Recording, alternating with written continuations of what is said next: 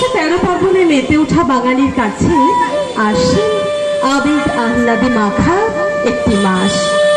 নীল সাদা মেঘের ভিতর দিয়ে তার আনাগোনা শুরু, আর শিশিরের পথ বেয়ে নির্ধারিত তার আলতা মাখা পায়ের গন্তব্য।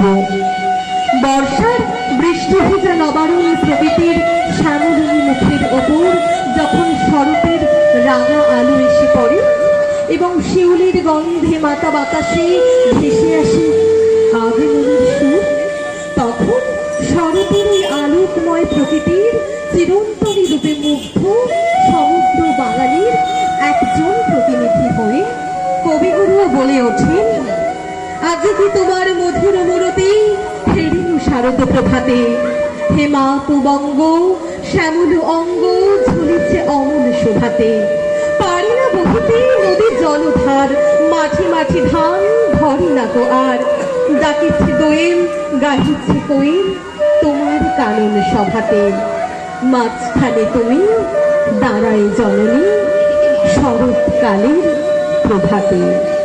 নবরূপিণী দুর্গার 9টি অচিন্ত রূপের মধ্যে আমরা যেমন তার শান্ত স্নিগ্ধ মহাগৌরী ও সিদ্ধিদাত্রী রূপটি দেখতে পাই, তেমনি তিনি কালরাত্রি রূপে আবির্ভূত হয়ে আমাদের চারিদিকের অন্ধকার ও অশুভ শক্তিকে নাশ করেন।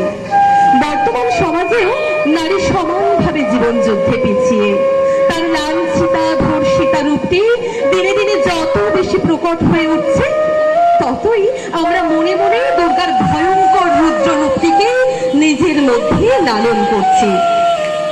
আশ্বিনের এক প্রাগৈতিহাসিক সকালে শ্রীরামচন্দ্র যে দুর্গার বোধন করেছিলেন, স্বর্গের দেব পুরুষগণ যুদ্ধে পরাজিত হয়ে যে রণদেবীকে অসুর নিধনে পাঠিয়েছিলেন, সেই দুর্গাই 21 শতকে নারীর ক্ষমতায়ন।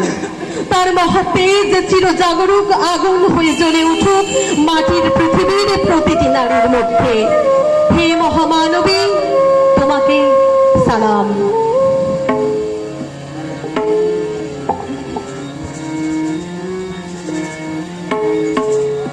দুর্গে দুর্গে দুর্গতি নাশিনী মহিষাসুর মর্দিনী।